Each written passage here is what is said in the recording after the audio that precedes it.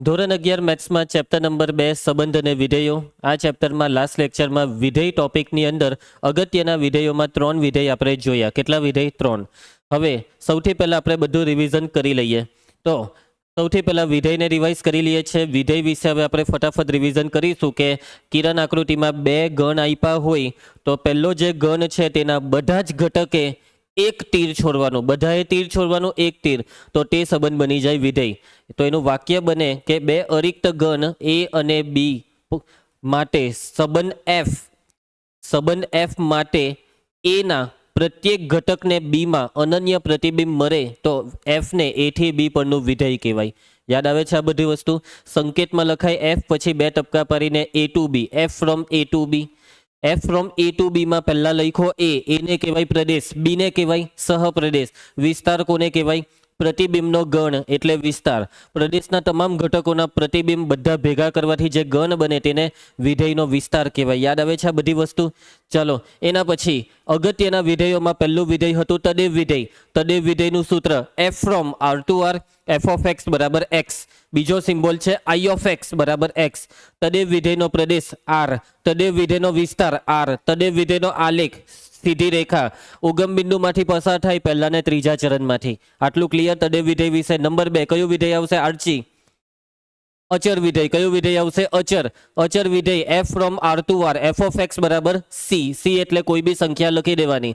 હવે અચર વિધેયનો પ્રદેશ આર, અચર વિધેયનો વિસ્તાર છગડિયા કૌંસમાં સી, અને અચર વિધેયનો આલેખ આડી રેખા, સમક્ષિતિજ રેખા, વાયક્ષને લંબ રેખા. પણ આ રેખા કયા બિંદુમાંથી?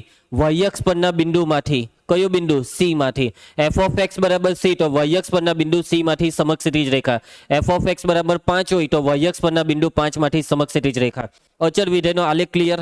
એના પછી કયું વિધેય? બહુપદી વિધેય.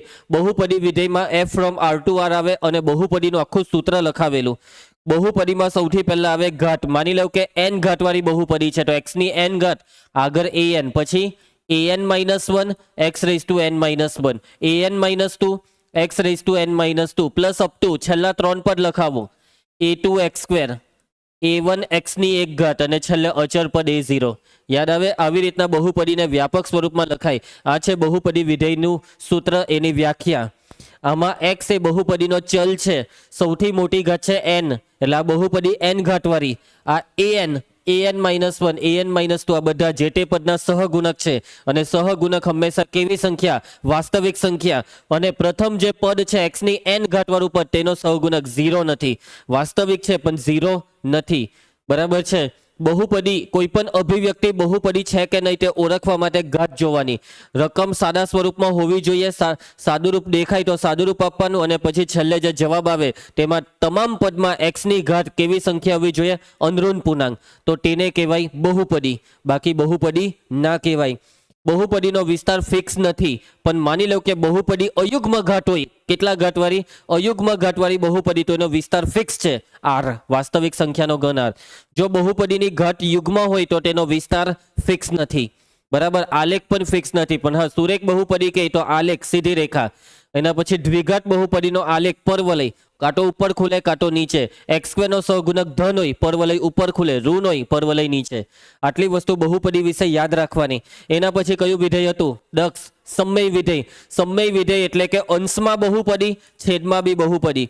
એફ ઓફ એક્સ ના છેદમાં જી ઓફ એક્સ ને સમય વિધેય કહેવાય. જેમાં અંશ અને છેદ બંને કોઈને કોઈ બહુપદી છે.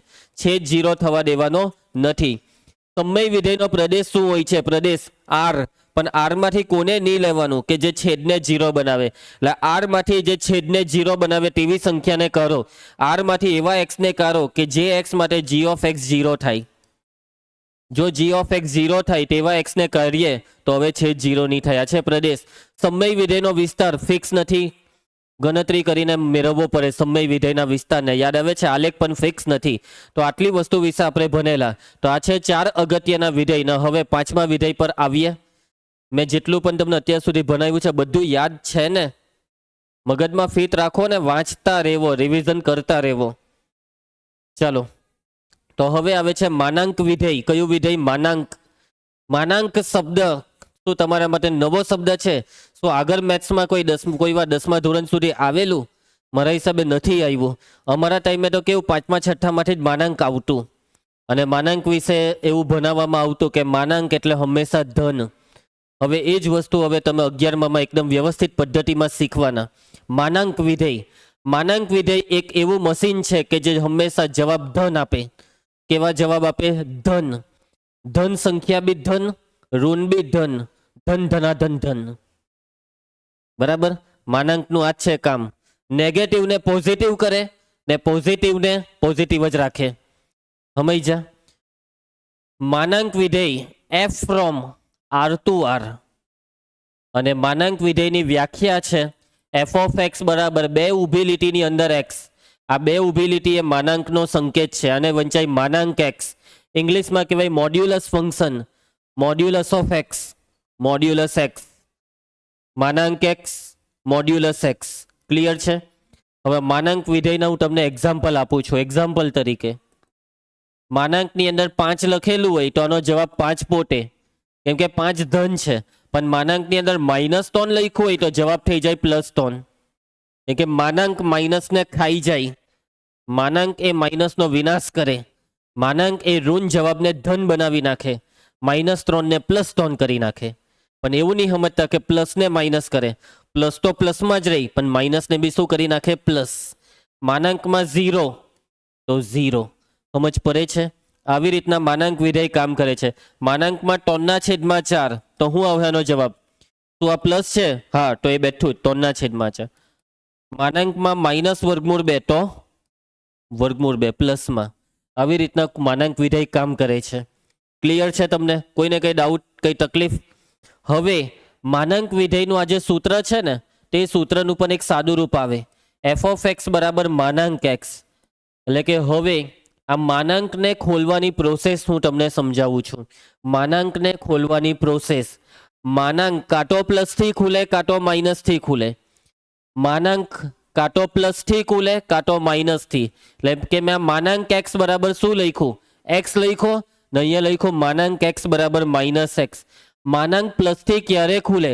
કે જ્યારે માનાંકની અંદર જે સંખ્યા એક્સ લખેલી છે તે 0 કે તેથી મોટી હોય. માનાંક માઇનસથી ક્યારે ખુલે? કે જ્યારે માનાંકની અંદર જે સંખ્યા લખેલી છે તે ઋણ હોય, એટલે કે 0 થી નાની હોય. બરાબર? હવે તમારા મનમાં એક ડાઉટ આવી શકે છે કે સર આ માનાંક એક્સ બરાબર એક્સ એ તો સમજ પડે, પણ માનાંક એક્સ બરાબર -એક્સ કેમ લખ્યું? માનાંક એક્સ બરાબર એક્સ ઓકે, પણ માનાંક એક્સ બરાબર -એક્સ કેમ લખ્યું? આપણી તો વાત એવી થયેલી કે માનાંક તો હંમેશા જવાબ પ્લસમાં આપે. તો અહીંયા તો એક્સની અગાડી માઇનસ એટલે તો ઋણ કહેવાય ને. એક્સની અગાડી માઇનસ એટલે ઋણ કહેવાય ને? ના. ઓકે, અને ઋણ ના કહેવાય. એક્સની અગાડી માઇનસ છે એટલે શું -એક્સ ઋણ છે? તમને એમ કેમ કે -5 એ ઋણ છે? હા. -10 એ ઋણ છે? હા. -x એ ઋણ છે? ખબર નહીં. -x એ ઋણ છે તો એનો જવાબ ની હા ની ના. કેમ કે અહીંયા તમે સંખ્યા સાથે કામ નથી કરતા, ચલ સાથે કામ કરો છો. અને ચલની અગાડી માઇનસની નિશાની દેખાય તો એનો મતલબ એવું નહીં કે -x એ ઋણ છે. -x એ ધન બી હોઈ શકે, ઋણ બી હોઈ શકે, 0 બી હોઈ શકે. સમજ્યા વાતમાં? કેમ કે આમાં x શું છે? ચલ છે. અને ચલ એ કોઈ પણ કિંમત ધારણ કરે. અહીંયા x એ કોઈ વાસ્તવિક સંખ્યા છે. એટલે હવે વાતને સમજજો. હવે આ સૂત્ર એવું કહેવા માંગે છે કે માનાંક એક્સ બરાબર એક્સ ક્યારે? કે જ્યારે એક્સ ધન હોય.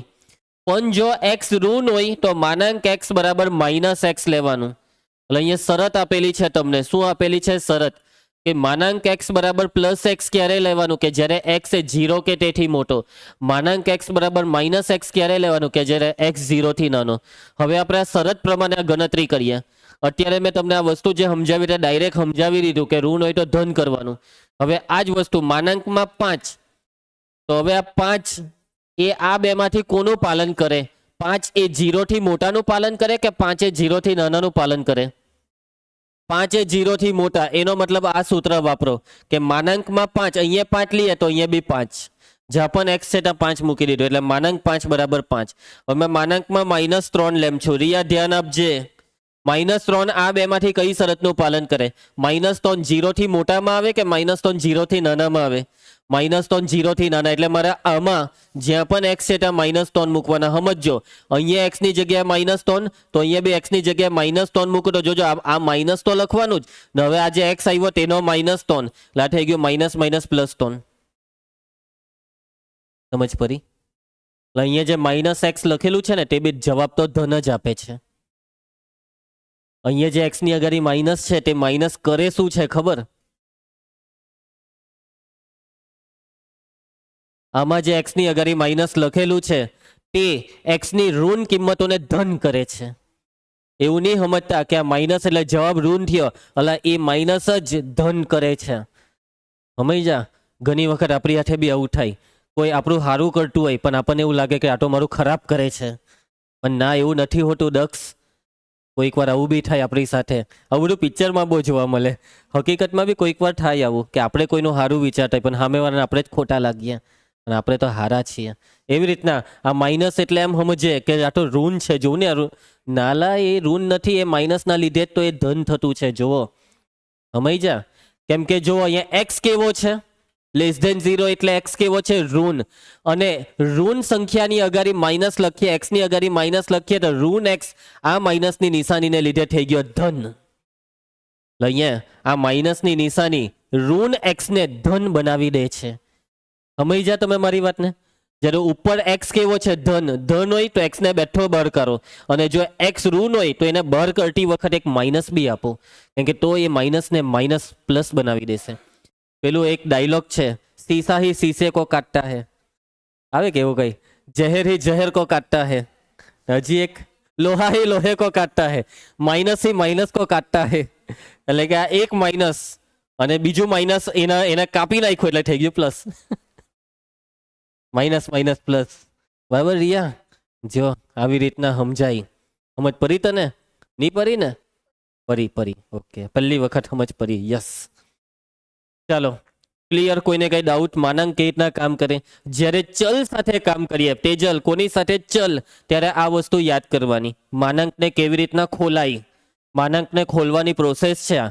જ્યારે સંખ્યા સાથે કામ કરીએ ત્યારે ડાયરેક્ટ જ ઋણ હોય તો ધન, ધન હોય તો બી ધન, ઋણ હોય તો બી ધન.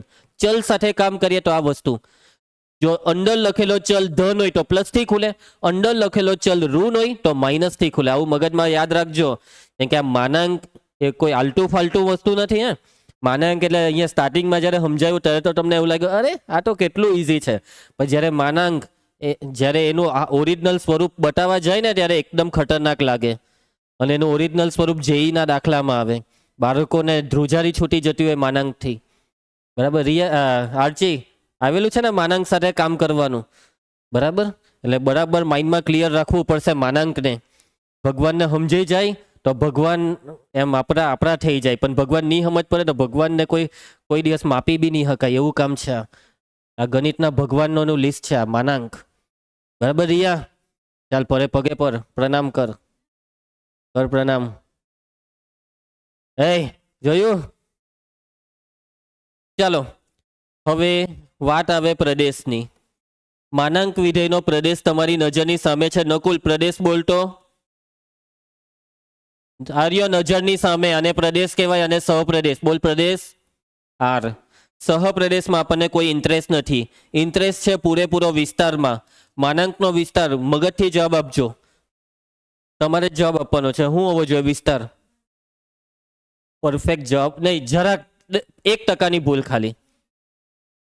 માનાંકનો જવાબમાં હંમેશા ધન આવે, એટલે કે ધન અને વાસ્તવિક. પણ એક જવાબ આમાં રહી ગયો. ધન વાસ્તવિકમાં કોણ રહી ગયું ખબર? તું બોલી તે. હું બોલેલી? 0. એટલે કે 0 અને ધન વાસ્તવિક. એટલે કે મારે અહીંયા વિસ્તાર લખવું હોય તો મેં હું લખું હું? ચાલો શબ્દમાં લખવું હોય તો ધન વાસ્તવિક સંખ્યા અને 0 એવું લખવા કરતા અનઋણ વાસ્તવિક સંખ્યાઓ. અનઋણ વાસ્તવિક સંખ્યાઓનો ગણ.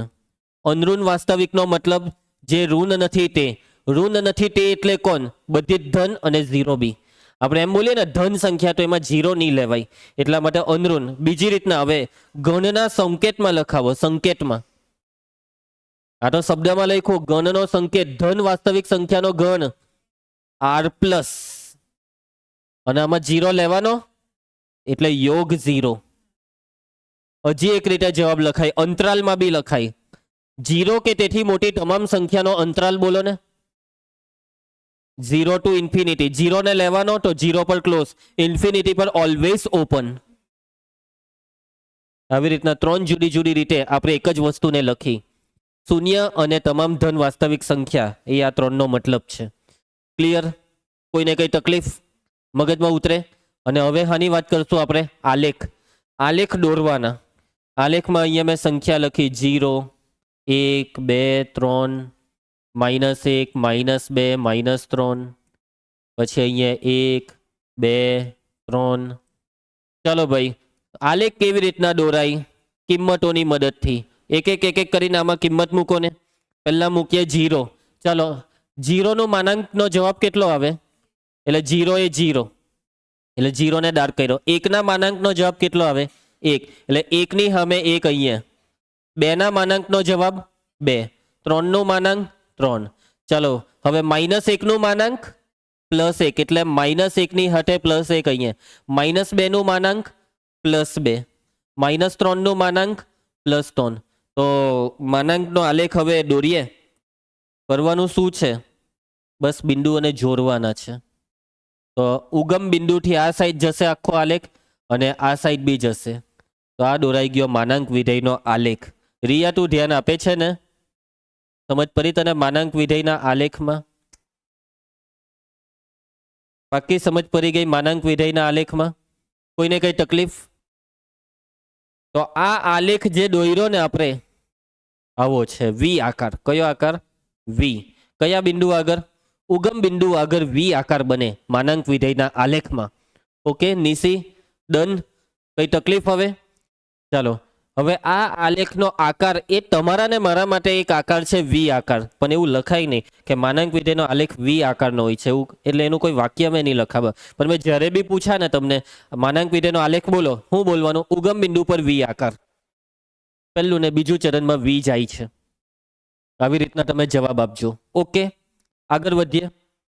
તો આમાં કઈ બી હજી બી ડાઉટ છે? નથી ને? હવે માનાંક વિધેય પછી છે ચિહ્ન વિધેય. ચિહ્ન, જેવું નામ તેવો મતલબ.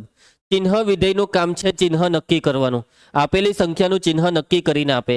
ધન સંખ્યાનું ચિહ્ન નક્કી કરીને આપે ધન, ઋણનું ચિહ્ન નક્કી કરીને આપે ઋણ. હવે જ્યારે આપણે એમ બોલીએ ને કે કોઈ સંખ્યાનું ચિહ્ન પ્લસ છે, 5નું ચિહ્ન હું પ્લસ, -2નું ચિહ્ન માઇનસ, ત્યારે આપણે એકચ્યુઅલી બોલવું શું જોઈએ ખબર? 5નું ચિહ્ન શું છે? પ્લસ ની +1 છે. -10નું ચિહ્ન -1, એટલે ચિહ્ન માઇનસ પણ પછાડી એક સંખ્યા તરીકે એકરો લખવાનો. સમજ્યા? કેમ કે આપણે એમ લખીએ ને કે -5, તો એને કહેવાય 5 ગુણ્યા -1, એટલે આ એનું ચિહ્ન છે. આપણે એમ લખીએ 7, તો 7 ગુણ્યા 1, એટલે 1 એનું ચિહ્ન છે પ્લસમાં. 0નું ચિહ્ન હું? 0નું ચિહ્ન 0 ને ચિહ્ન જ નહીં આવે, એટલે 0 ની અગાડી પ્લસ લખો કે માઇનસ લખો, બે એક જ કહેવાય. એટલે એકચ્યુઅલી 0 ને ચિહ્ન જ નહીં આવે, એટલે 0નું ચિહ્ન 0 પોતે, એટલે કે શૂન્ય પોતે બી એક ચિહ્ન છે. 0નું ચિહ્ન 0, +10નું ચિહ્ન +1, -3નું ચિહ્ન -1. સમજ પડે? તો હવે જોજો ચિહ્ન વિધેયનું મેં સૂત્ર લખું છું. f from r to r અને f of x બરાબર, તો f of x નો જવાબ કાં તો +1 આવશે, કાં તો -1 આવશે, કાં તો 0 આવશે. +1 ક્યારે આવે? કે જ્યારે આપણે જે સંખ્યા લીધી તે કેવી હોય? ધન હોય. એટલે કે જ્યારે x એ 0 થી મોટો હોય ત્યારે f of x નો જવાબ +1. f of x નો જવાબ -1 ક્યારે આવે? કે જ્યારે આપણે જે સંખ્યા લીધી તે કેવી હોય? ઋણ હોય. એટલે જ્યારે x <0 હોય ત્યારે -1. અને f of x નો જવાબ 0 ક્યારે આવે? જ્યારે આપણે આમાં 0 લઈ લેવું ત્યારે. એટલે કે જો x ને 0 લીધી તો f of x નો જવાબ 0. આ છે ચિહ્ન વિધેયની વ્યાખ્યા અને વ્યાખ્યાને દર્શાવતું સૂત્ર. આખા સૂત્રમાં અહીંયા 3 ભાગ પડ્યા: +1, 0, -1. આ 3 સંખ્યા એ આપેલી સંખ્યાના ચિહ્ન દર્શાવે છે. શું દર્શાવે છે દક્ષ? ચિહ્ન દર્શાવે છે. આમાં કોઈને કઈ તકલીફ? હું તમને આના એક્ઝામ્પલ લખીને આપું છું. ચાલો, ચિહ્ન વિધેયમાં આપણે મૂક્યા 7. તો 7 એ આમાંથી કોનું પાલન કરે? 7 એ 0 થી મોટા, 0 કે 0 થી નાના? 7 એ 0 થી મોટા, તો f of x નો જવાબ કેટલો લેવાનો? 1. એટલે f of 7 નો જવાબ 1. f of -1/2, -1/2 કોનું પાલન કરે? નકુલ.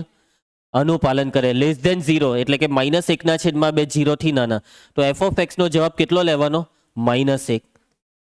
એના પછી રિયા, એફ ઓફ 0 નો જવાબ કેટલો લેવાનો? 0 એ આમાંથી કોનું પાલન કરે?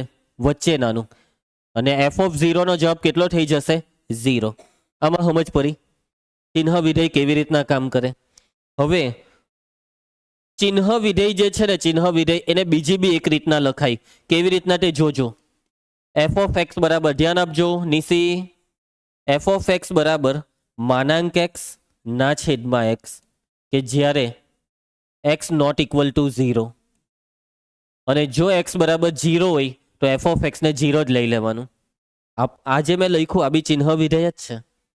અને આ જે મેં લખ્યું ને તે આવી રીતના જ કામ કરે. આવી રીતના જોજો. પાછું ફરી એકવાર વન્સ અગેન જોજે. દક્ષ, એફ ઓફ 7 હવે આની મદદથી હોટાવ. એફ ઓફ 7 અહીંયા લખીએ તો 7 ને આમાં મૂકવાનું કે આમાં? કઈ શરતનું પાલન કરે 7? શું 7 એ 0 નથી કે 7 એ 0 છે?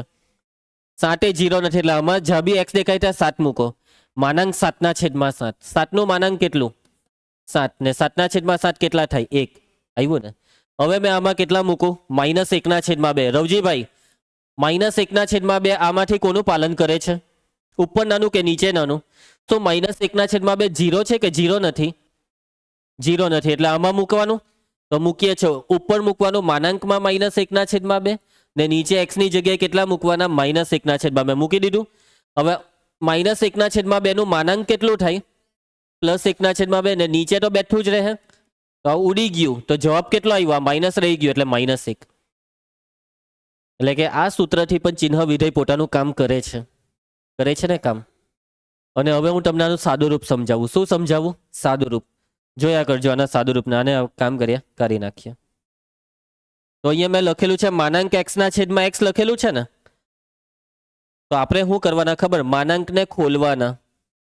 શું કરવાના? માનાંકને. માનાંક કેવી રીતના ખુલે? બે રીતના, કાં તો પ્લસથી કાં તો માઇનસથી. પણ એની શરત પ્રમાણે કે જો ધન હોય તો પ્લસથી ને ઋણ હોય તો માઇનસથી.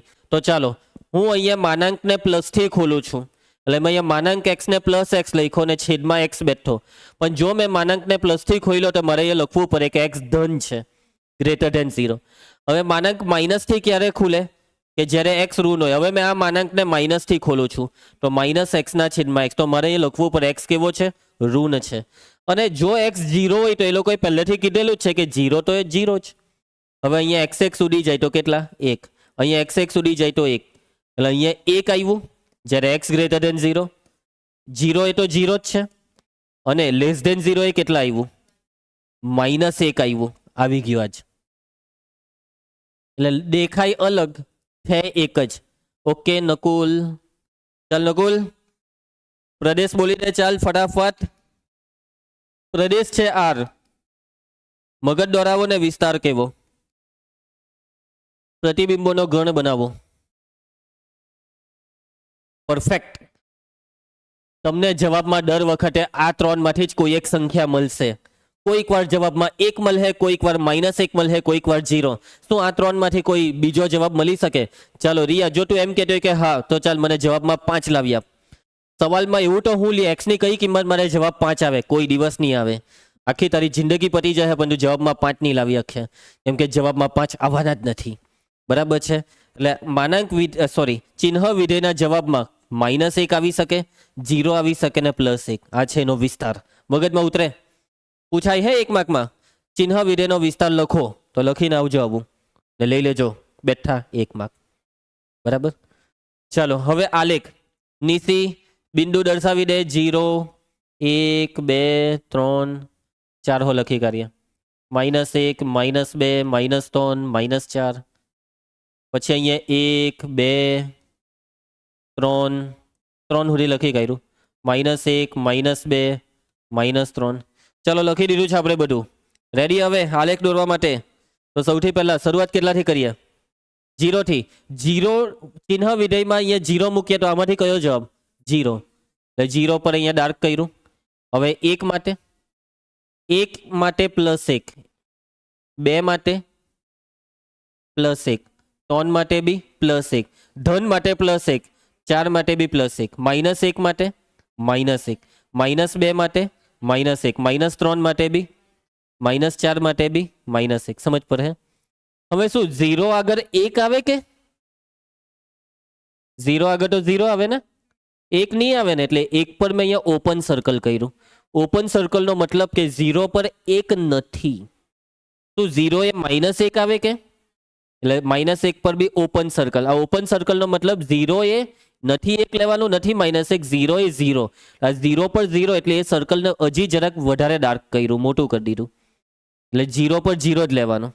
હવે 0 થી મોટી કોઈ બી ધન સંખ્યા લઈએ તો અહીંયા આ બધા જવાબો અહીંયા ટપકા પડતા જશે અને અહીંયા આખી લીટી બની જશે. શું બની જશે? લીટી. આ બધા ટપકા ભેગા થઈને આખું શું બની જશે? કિરણ. તો એ કિરણ આપણે અહીંયા દોર્યું. પછી ઋણ કિંમતો માટે જેટલી બી 0 ની ડાબી સાઈડની ઋણ કિંમતો લેહો તો જવાબ -1 આવે. એટલે એક લીટી અહીંયાથી પડે. તો આ દોરાઈ ગયો ચિહ્ન વિધેયનો આલેખ. તમારી નજરની સામે આ પીળો કલરનો ભાગ એ ચિહ્ન વિધેયનો આલેખ છે. અહીંયા મેં ઓપન સર્કલ રાખવાનું, અહીંયા એમ હો નહીં થવા દેવાનું. ઓકે, અહીંયા જો મેં આવી રીતના ઓપન સર્કલ નહીં દોરતે, માની લો કે મેં આવું રાખતે અને મેં કરી નાખું ના લીટી અહીંયા અડાડી દેમ, તો આ ખોટું કેમ છે? કેમ કે એનો મતલબ 0 એ 1 છે એવું વિચારી લેવામાં આવે, હે ને? અહીંયાથી એમ સમજ પડે 2 પર 1, 2.5 પર 1, 3.5 પર 1. એવી રીતના કોઈ એવું સમજી જાય કે 0 પર તો 1, પણ ના, 0 પર 0. એટલે કે આવી રીતના ગૂંચવાડો નહીં થાય એટલા માટે ઓપન સર્કલ પાડવું પડે. એમ કે આપણે વાસ્તવિક સાથે કામ કરીએ છીએ, વાસ્તવિકમાં ગેપ નહીં પડે એટલે એ ગેપ બતાવવો પડે. બરાબર? કે 0 એ 1 નથી લેવાનું. પરફેક્ટ સમજ પડી ગઈ? આ આલેખ માટે કયો શબ્દ વાપરવો? પેલામાં તો વી આકાર. આનો કોઈ શબ્દ? આમાં હવે શબ્દમાં કંઈ નહીં. બિંદુ વાયઅક્ષ પરના બિંદુ 1 માંથી જમણી તરફ કિરણ, -1 માંથી ડાબી તરફ ને 0 આગળ ડાર્ક સર્કલ. આવું બોલવું પડે. તમને મેં સવાલ પૂછ્યો કે ચિહ્ન વિધેયનો આલેખ કેવો આવે, તો આવી રીતના કંઈક તમારે જવાબનું વર્ણન કરવાનું. આને કહેવાય વર્ણન. આનો કોઈ શબ્દ નથી. ક્લિયર? ચિહ્ન વિધેયમાં કોઈને કંઈ તકલીફ રહી? આ કઈ શું નિયમ જ પડી ચિહ્ન વિધેયમાં? બધું જ નિયમ જ પડી. ઓકે, ચલો એના પછી છેલ્લું વિધેય. હવે છેલ્લું વિધેય, છેલ્લું સેલિબ્રિટી હવે પટવાનું. બરાબર છે દક્ષ? કાલથી દાખલા જોવાના છે આપણે. છેલ્લું, બસ આ છેલ્લું સહન કરી લે. રિયા, સોરી, મને આજે તને 3 વાર રિયા મેં કહી દીધું, ખબર નહીં કેમ. આર્ચી, બરાબર. વેક્સિન, રિયા નામની વેક્સિન મુકાવેલી નથી ને? ઓકે, જો વેક્સિનનું નામ લીધું એટલે ચાલુ એનું. ઓકે આર્ચી, આજે ઊંઘ ઓછી આવતી છે ને? ઓકે, આ 4 વાગ્યાનો ટાઈમ મને લાગે તને ઊંઘ ઓછી આવે. જરાક આવતી છે. રિયા, તને કેટલી ઊંઘ આવે છે? બહુ જ, લોટ્સ ઓફ. મહત્તમ પૂર્ણાંક વિધેય, greatest integer function. Greatest integer function. મહત્તમ એટલે ગ્રેટેસ્ટ, પૂર્ણાંક એટલે ઇન્ટીજર. ઓકે, હવે આને લખાઈશું. આની વ્યાખ્યા શું છે? F from R to R. અને આનું સૂત્ર, આની વ્યાખ્યા એફ ઓફ એક્સ બરાબર ચોરસ કૌંસની અંદર એક્સ લખવાનું. ચોરસ કૌંસની અંદર એક્સ. બોલાઈશું મહત્તમ પૂર્ણાંક ભાગ એક્સ. શું બોલાય? મહત્તમ પૂર્ણાંક ભાગ એક્સ. ઇંગ્લિશમાં બોલાય greatest integer part of x. હજી થોડુંક ટૂંકું કરી શકાય, integer part x. Integer part of x બોલો, ઇન્ટીજર પાર્ટ એક્સ બોલો. સમજી ગયા? તો આપણે ઇંગ્લિશમાં બોલીએ તો તમને વાંધો નથી ને? ઇન્ટીજર પાર્ટ ઓફ એક્સ, એક્સનો પૂર્ણાંક ભાગ. બરાબર છે? હવે આ કામ કેવી રીતના કરે તે સમજવાનું છે. તો આનો આ જ વિધેય કામ જે રીતના કરે તે હું શબ્દમાં લખું છું. તો એક્સ કે એક્સ થી મોટો ન હોય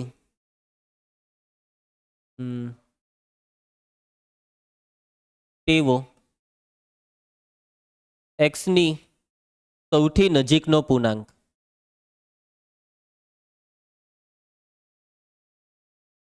આવી રીતના વિધેય કામ કરે. જોજો, એક્સ કે એક્સ થી મોટો ન હોય તેવો એક્સની સૌથી નજીકનો પૂર્ણાંક. બરાબર લખ્યું? આને બી કરી નાખો ને. એક્સ થી મોટો ન હોય તેવો એક્સની સૌથી નજીકનો પૂર્ણાંક. આ બરાબર છે. x થી મોટો ન હોય તેવો x ની સૌથી નજીકનો પૂર્ણાંક. ખ્યાલ આવશે? હવે જો આ કામ કેવી રીતના કરે તે અહીંયા હું એક સંખ્યા રેખા દોરી રાખું છું, નીચે દોરી નાખું છું. સંખ્યા રેખા પર મેં લીધા 0, 1, 2, 3, 4, 5, 6, -1, -2, -3, -4, -5. ચાલો કામ ચાલુ કરીએ છીએ. અહીંયા હું પહેલા લખીશ એક્ઝામ્પલ. એક્ઝામ્પલ તરીકે તો પહેલું ઇન્ટીજર પાર્ટ ઓફ 3, નહીં 3.2, ઇન્ટીજર પાર્ટ ઓફ 3.2. મારે કોઈ બી વાસ્તવિક સંખ્યામાં લેવાની છે. ચાલો 3.2 નો ઇન્ટીજર પાર્ટ કેટલો, આનો જવાબ કેટલો, શું કરવાનું છે? તો અહીંયા x છે ત્યાં 3.2. 3.2 થી મોટો ન હોય તેવો 3.2 ની સૌથી નજીકનો પૂર્ણાંક. યસ, 3.2 થી મોટો નહીં હોવો જોઈએ. 3.2 આ સંખ્યા રેખા પર અહીંયા કશે આવશે 3.2. તો 3.2 થી મોટા પૂર્ણાંક કોણ? 4, 5, 6 એને નહીં લેવાના. કેવા લેવાના? નાના. એટલે 3.2 કે 3.2 થી નાના લેવાના અને પૂર્ણાંક જ લેવાના, એટલે કે 3. 3.2 ની સૌથી નજીક 3 છે. સમજ પડી? એના પછી હજી આપણે લઈએ 1.982. 1.982. 1.982 માટે જવાબ શું આવશે?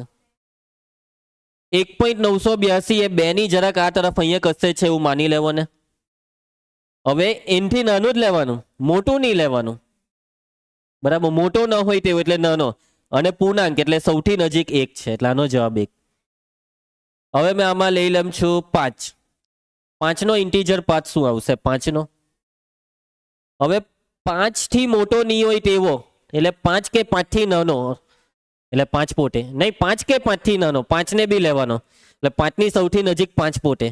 કારણ કે આપણે એક્ઝેક્ટ 5 પર ઊભા છે ને આ વખતે. સમય જા, એટલે આનો જવાબ 5.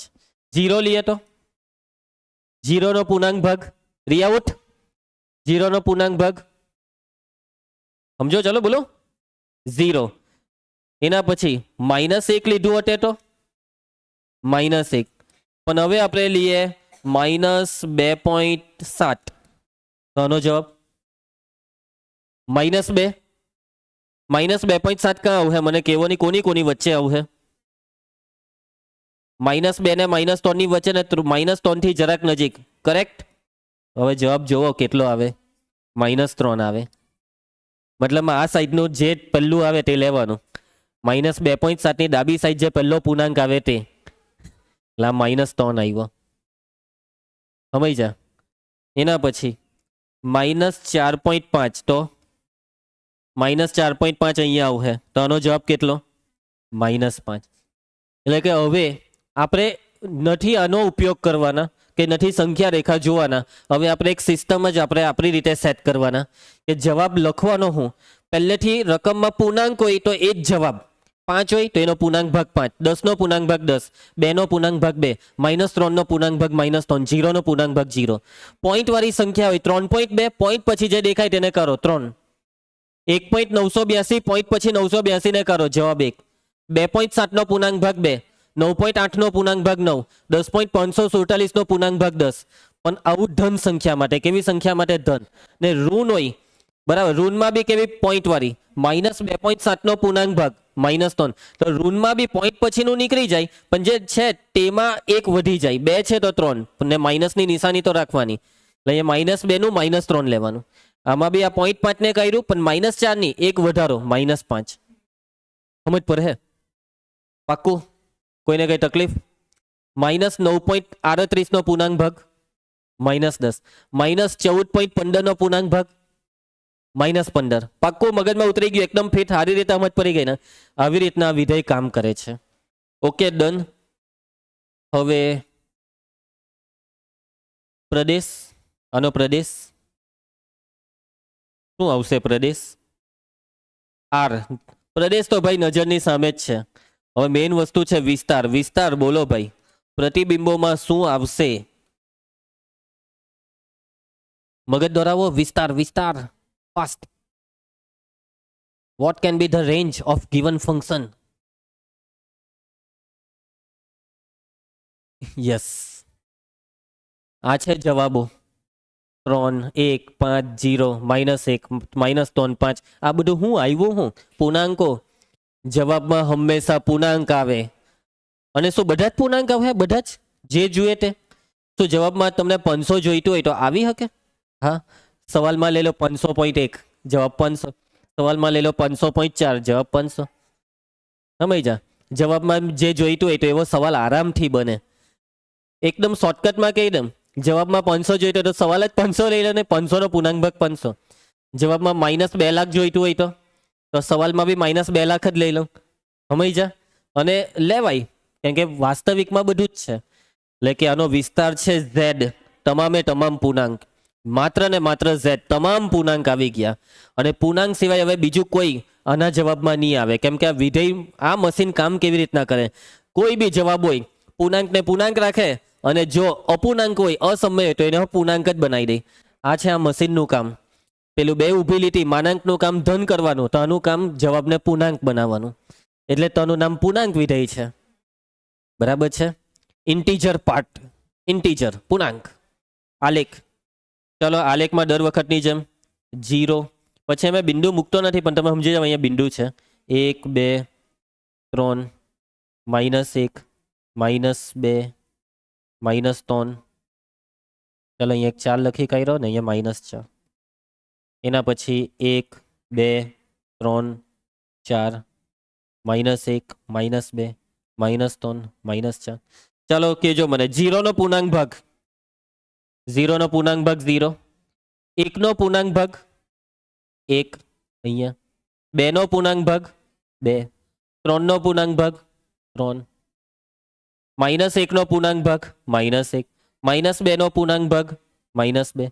-3 નો પૂર્ણાંક ભાગ -3 -4 નો પૂર્ણાંક ભાગ -4 જોડી દે ની જોડી ની દેતા અટકો એના પછી હવે જોજો 1.5 નો પૂર્ણાંક ભાગ 1 1.8 નો પૂર્ણાંક ભાગ